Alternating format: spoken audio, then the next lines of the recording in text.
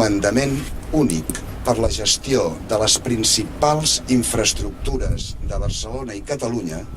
amb la voluntat de generar prou massa crítica com per generar milers i milers de llocs de treball